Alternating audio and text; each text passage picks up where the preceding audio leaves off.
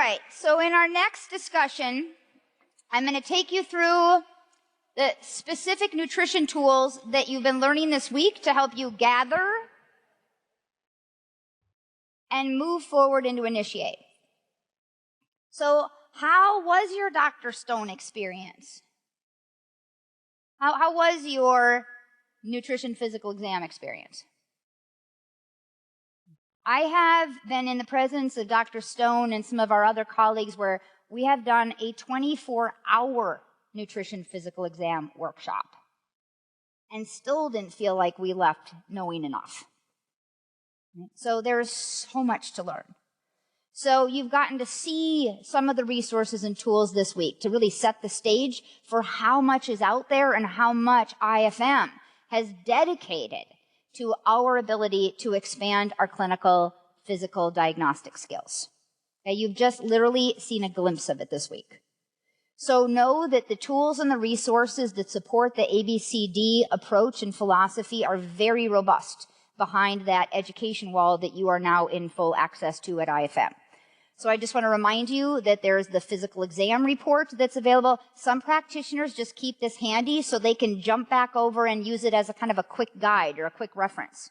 Sometimes practitioners will use this sheet as a referral to somebody else in their office that might be doing the physical exam. You know, there may be this dynamic going on between different individuals in the practice, okay? So look at these tools and think about how might you use them for ordering, for your results, or getting back that data that you're looking for. We went through the entire breakdown of the anthropometrics body composition information. There is so much information inside of those nutrition physical exam packets. When I was at IFM in my full-time years, it was a grueling experience to generate those documents. We had teams and specialists and contractors who worked for 5 years in creating you all these nutrition physical exam tools and the food plans. And then when you look at the list of citations and references in each and every one of those packets, it is truly remarkable what has been created. So note again that there's a beautiful document for you to explore the blood pressure guide. Okay, that's one of the tools that I want to remind you that you've been exposed to this week, and they dive obviously much deeper into this in the cardiovascular module. So just examples of some of our gathering and our educating and our organizing resources. So do you feel pretty good about PFC MVP? Okay, let's do this together. Say PFC. That was so weak. This is homecoming. Let's try again. PFC. MVP. PFC. MVP. Okay, you know why we did that? Because if you hear it, you see it, and you say it, your attention goes up. I want you to remember this when you get home. I know it's corny. Thank you. Okay? I'm like the queen of corn on this whole entire team. My humor is the dorkiest, and I'm owning it. So another tool that I want you to know about, this tool, this 1 3-page tool took 6 doctors in 1 year. Gray hairs. Because I had to get everybody to agree. So this tool, get this tool printed out. It's the biomarkers tool. It's the PFC MVP biomarkers lab tool. This gives you primary, secondary, tertiary column. Okay, this should be on your desk at a glance when you need it. When you're thinking, okay, does my patient have magnesium deficiency? How am I going to assess my patient's fat needs? My patient has no budget for labs. What can I do? Or I'm in an executive physical. My patient's struggling with these areas. I need to evaluate all these components. Then dig in there and see what other opportunities you have. Okay, so this is a navigation guide for you. Not to be memorized, to be used as a reference tool. Okay, so this in and of itself is a study guide. Okay, also when it comes to the biomarkers, the labs, you've got these beautiful resources where you can go to and say, oh, I wonder which labs I might be interested in ordering to go find that.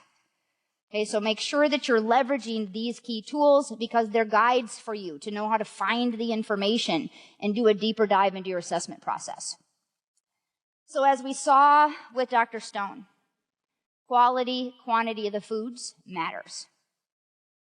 It's equally important that we look at the context of the symptom or the finding that we're looking at.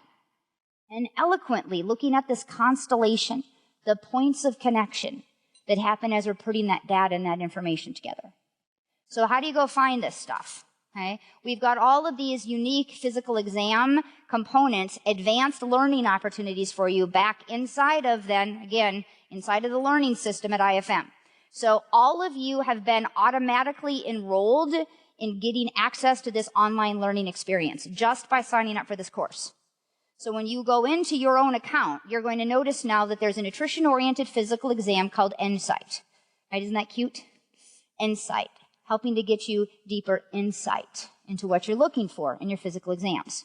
So you have access to diving into some of these components of the exam, and you'll find that there's a review of how do I do the exam? Why do I do the exam? What equipment do I need to do the exam? Then we go through how do you prepare for the exam? And then you'll notice that we have filmed these expert clinicians doing that physical exam in real time, so you can watch the flow and how they're talking to the patient. And then we refilmed them again with the clinician telling you what it is that they're thinking while they're doing the exam. And then there's a summary at the end of it. Like, oh, it would be my dream if these resources and tools ended up in the hands of residents, right? Medical students and residents. Powerful tools. So this is how you find them. There's quite a few of them. The free quick reference guides are available for blood pressure in our anthropometric section, the dental exam, which you go in great depth in the Detox module or the biotransformation module if you're involved in that, the skin exam and the nail exam. Okay, so those are available for you to jump right in, click into the program, and go in and look at any and all of the videos and then download those resources. Okay, next is a reminder. You have the diet and the diet, nutrition, and lifestyle journal to draw upon. So again, please use these tools. I love to give these to new patients for a couple-week window, give them the assignment to start tracking and writing down and showing me what it is that they're eating. And what I love to do is play off of the phytonutrient aspects. I ask them to flag protein, fats, and carbs. I want them to connect it to the lifestyle base, because when that tool comes back, if they haven't checked any PFC, you know what that tells me? They don't actually know what's protein, fats, and carbs when they're eating. Like, it gives me so much insight and information about what do they know and what do they need, and how can we help them. So there's all kinds of advanced tools that once you get into your groove with them, you can have them using apps, or you can have them using different types of online assessment tools. There's a lot of great resources out there. But this is designed to get the conversation started, shift the patient's level of awareness, have them focus on themselves, right? And be able to come to the table and start realizing that maybe their food choices might be connected to their stress or their lack of sleep or their struggles in their relationships. So this tool is really designed not to meticulously track their diet and shame them for what they could have done better. It's designed to bring a level of awareness and to start this movement of accountability, and again, to shift that locus of control from the doctor back to the patient. Okay, so use this tool as part of how you're building connection and getting to know them. Okay, that's what it's there for. Okay, so when you look at the various different interventions, you have been meeting these tools all week long. And like I said to you, I would like it if you would please take this tool, your prescription and lifestyle plan, and work on it, either throughout the rest of today or maybe on your flight home. But can you make a commitment to yourself for what it is that you're going to do different? I remember one year teaching this program, and I was realizing how exhausted I was. I was holding literally like 30 more pounds of body fat, and I was thinking, I'm exhausted. I got 4 kids. I travel all over the world. I am like seeing patients all the time. I'm full-time at IFM, and I realized, like literally, as I was doing my own sheet, I am not sleeping enough. And when one of my mentors said to me, you know, if you're not getting at least 6.5 hours of sleep every night, you know, the average woman may be carrying somewhere between 8 to 10 pounds of extra body fat. That is all I needed to hear. I was like, what? I mean, I already knew that, but like, however, like that just like I gotta start sleeping. And I literally started prescribing sleep for myself. And I stuck to it. And I changed my kid's schedule. And I'm an early riser. Like, my body loves to get up before the sun rises. Like, I pop out of bed this happy when I get up in the morning. It's just pathological. My kids are not okay with it. I'm like, it's time to get up for school, dance party, and your mom. Right? I am an early person. I love to get up. And so what I realize is because my biorhythm, like my clock genes are set that like I'm up in the morning defending the camp. I'm watching. I'm the morning shift. Right? So in order for me to acknowledge my own biorhythms, like I had to put myself to sleep at 9. My kids were also not happy.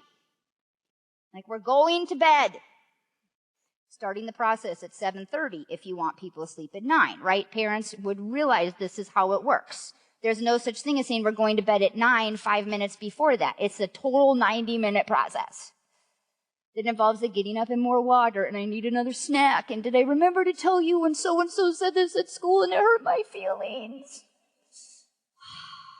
It's a 90-minute process. Right? Pre-teach. Just so you know, we're going to bed in 30 minutes. Just so you know, your teeth should be brushed. Like, this is how you do patient care too, right? Like, all of my best coaching skills I learned in my early childhood parenting classes. Really, I'm not kidding. It's the same techniques. Pre-teach. This is what's coming. Just be prepared. Hey, we're doing this in 5 minutes. And then this one amazing tool I learned that I'm not even going to be embarrassed to say it out loud. One of my most powerful tools that had to do with learning how to deal with my boys compared to my girls is one of my coaching techniques. And they said, I'm a loquacious. Did you notice that I'm a talker? Monique and I, when Dan Lucasey is in the middle of me and Monique, he doesn't even have a chance. So I learned this technique, and I use it with Dan. 5 words or less. When you really have something you want them to hear, you can't say it in this beautifully crafted sentence. You have to say 5 words or less. Shoes, sit, now. Like what I used to do. You know, we're going to be leaving in like 10 minutes. I need you to go put your shoes on, grab your backpack, and let's get out in the car. They didn't hear anything. But the girls are like already packing their art supplies, and what do I need in 2 days from now, Mom? So here's what I do. Boys, skateboards, car, helmet, clothes, 4 days, skate shoes. And it works. Who would have thunk it? So how you deliver the message, do you see my point? It's behavior modification. It's getting people to do things that are time dependent that really helps with patients.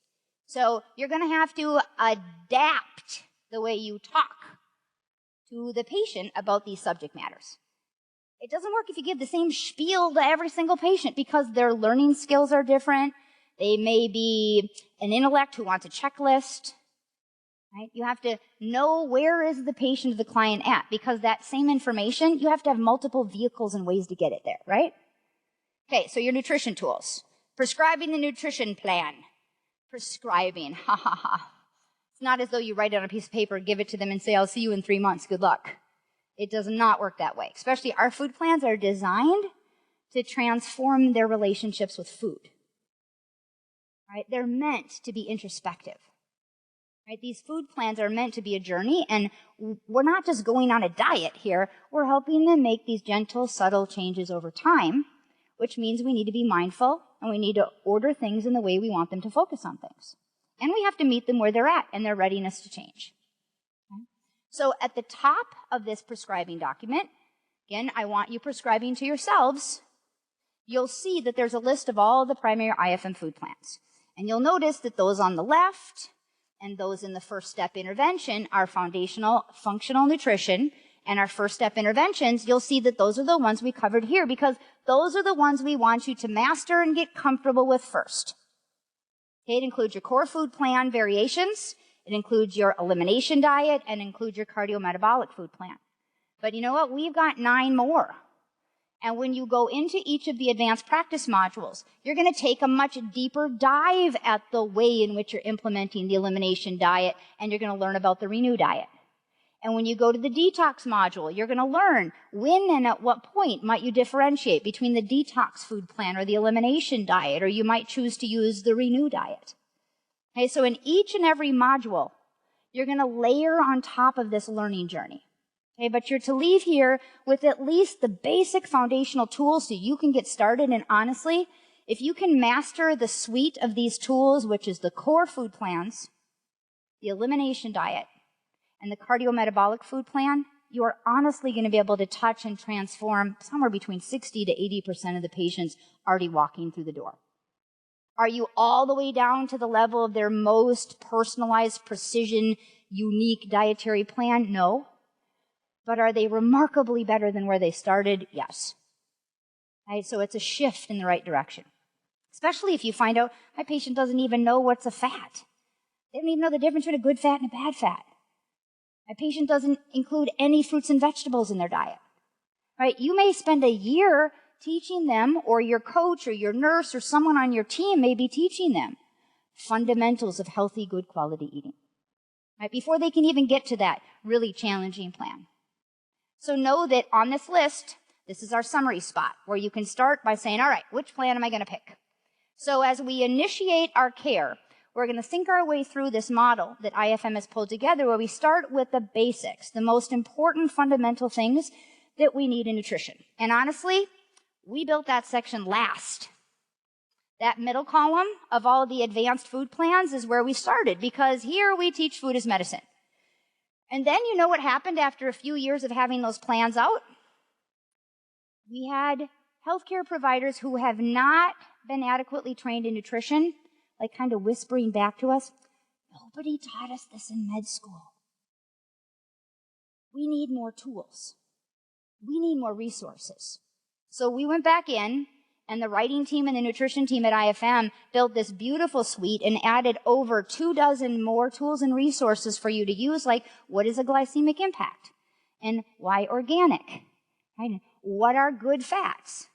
What's an anti-inflammatory diet? So you're going to find this very robust suite of resources and tools that are in there for you to be able to educate the patient and educate yourself or educate your staff on some of these important things we would call nutrition, healthy eating 101. Okay, so do dig and print those out and use those resources. So Sid Baker, who is truly one of the leaders in this field, often considered to be the grandfather of functional medicine, if we consider Jeffrey Bland the father of functional medicine. When we look at that lineage, I love this quote. A therapeutic intervention is fitting the treatment to the individual. And in that sense, it's like tailoring. Measuring, trying it on until you get a good fit. And you know what? You don't always get the right fit the first time.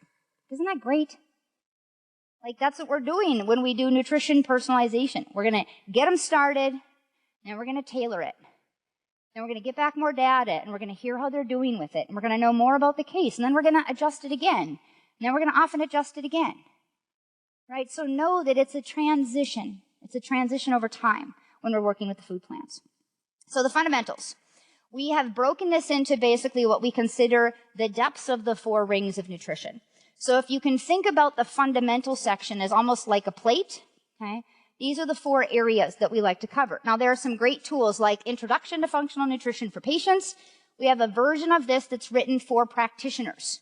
So if you want to start educating peers in your practice or in your community or at the hospital or across the city in a referring building, we've got tools in there that you can print out and you can give to those other docs or providers to say, this is what we're doing in our office. Okay, and so the tools take us through the different layers. As you've obviously seen this week, we're going to be looking at all the multiple aspects of how and why food is so important. Right, so first of all, food is energy, right? Nutrition 101, taking us all the way back to the 60s and 70s, looking at calories, okay? Calories matter? Yeah, calories do matter. Is it all about calories? We know it's not all about calories. It's not about the total number. It's about quality and our quantity. It's quality and quantity. And we do know that there are certain food plans that are more effective and you get better clinical outcomes if you give your patients some guidance in directions of how much protein, fats, and carbs, right? As you would assume, those conditions where we're using a food plan that's dealing with the glycemic and insulinemic surge, those food plans have some caloric targets to them, right? On purpose, intentionally. Some food plans can be given with no therapeutic recommendations specific to calories, and other plans, it's really important that you get those calorie allowances in the right zone. But especially the vegan, the vegetarian, and the pescatarian diets, it's really important that you're educating on those categories, because often when someone's removing animal products from their diet, if they're not educated and understand how to get that powerful food from medicine from food, that way around. If they don't have that innate skill set, often when you look at their diet diaries, they're so carb heavy. They're carb heavy, sweet heavy, and wrong fats, right? Inadequate and wrong fats. So basically, a lot of the vegetarian and vegans that do come in my door who haven't been properly educated in how to balance their diet, they come in with a lot of blood sugar issues, metabolic toxicity, and a lot of body fat issues, right? And it's impacting their neurology, right? So it's really important that we guide and we direct and we support in that manner. So the macronutrients are sometimes going to be an important consideration as you're working through the food plans. Okay, micronutrients, we're going to touch that through our various different levels of color. So we've learned this week in many different ways how and why we can consider food to be information. Right? So as we're eating these various different meals, we are washing information over our genes. Right? This is the interface. This is epigenetics. Right? This is our genetic potential. How do our foods inform how we express ourselves? So in the realm of food as information, one of the simple and powerful tools that you can use, it is simple, it is easy to understand. You can teach this to the preschoolers. Truly, and I go in and I do education classes at my kids' elementary schools, and I take this handout in, and we talk about it. We talk about the power of eating in a rainbow. And if you're going to attend the detoxification elimination module, what you're going to see in that biotransformation conversation is you're going to have Dr. Deanna Minnick there, and she's going to teach an extremely robust deep dive down in the food plan. And then you're going to have Dr. Rick Mayfield taking you through another 3 hours of the science behind the power of those phytonutrients as it relates to specific enzyme activation and detoxification pathways. Okay, this is a great tool. It's a simple tool. You have it in your toolkit. So maybe you could pull it out if you've got your folders with you. And one of the first things that I have patients do when I'm using this tool in my office is I'll say, hey, can you take a look at this list and can you circle all of your favorite fruits and vegetables? You know, or sometimes if I'm running late and I know I'm going to do a nutrition consult with the next patient, I'll tell my front office manager, hey, Britta, do you mind, will you give them a phytonutrient sheet and ask them to circle the foods that they're including in their diet? You know what I love about that? These are the foods they really like, so I already know where we should start to reinforce healthy behaviors, right? And then I can look to see where's the gap, because that's what I want to know. Like, where's the gap? What colors are they not eating? Honestly, after looking at hundreds and hundreds of these, most of my patients are eating lots of red, lots of green, and maybe a couple other specks of other color. They just tend to be the defaults for a lot of the patients that I see. So it starts the conversation. Right? And then we can say, well, let's look at some of those other lists. Can you check off things you might be interested in bringing into your diet? And then we can talk about, well, how are we going to get those other additional colors in your diet? Right? And why do we want the colors? We want the colors because all those different phytonutrients are talking to your genes. And we want the variety. We want the phytonutrient diversity and density. And that's what we heard also this morning from Dr. Hazy. So you can imagine the Mito food plan, the Keto Flex food plan, the brain-tweaked formulation of that food plan has a lot of robust phytonutrients. So does the Detox food plan. When you look at the Detox food plan, you're going to see a whole section of your fruits and vegetables divided into different pathways and categories that provide the adequate support to drive those unique conjugating pathways linked to phase 2 of detox. So we can keep going and get more specific, but this is your starting point. This is kind of your jump point, if that makes sense. Okay, the packet that goes along with this food plan is huge and it's fantastic. There's a huge, robust, deep dive down into this comprehensive guide where they go through and in just this beautifully eloquent way teach your patients why the color is so important in their meals. And so note that with every food plan, you're always, every suite, I would call it, it's a suite, In every suite with our food plans, you're always going to have a food list. Okay? There's always going to be a big packet that's designed to educate your patients. Okay? And they're colorful and they're beautiful and they cost like $900 to print and color. Just kidding. I email them to my patient. And the reason is I want them to see them in color. They're beautiful in color. They're brilliant teaching tools. Right? Or you might have one at the front desk and say, here, this is what we're using in the office. I just emailed you this, so you've got it at home. You know, either print it at home or read it at home. Okay, so get these tools into the patient's hands. The FAQ section, those are the primary questions that your patients are going to pick up the phone and call your office with anyway. So direct them to the FAQs. Say, you know, first start looking through the food plan, dive into the FAQs, and when you come back next week, let us know where we need to keep going and where are some of the challenges and the kind of questions that you have. Okay, so give them the assignment as part of their treatment plan. So like I said, you're going to have a list, a food plan list of what's included. You're going to have a robust, comprehensive guide that's going to actually take you through this review of the why. There's a huge, and I mean huge, bibliography that's annually updated for every one of the dozen suites so that you have the latest citations. So when your peer or a specialist calls you and says, why in the world did you prescribe the cardiometabolic food plan? Or what is this Renew food plan? You can say, well, let me send you the bibliography, and I'll send you over the documentation, and you let me know if you have any questions. Okay, so we did that because we want to make sure that every year we're tweaking, we're updating, and we're modifying these food plans to be relevant and common.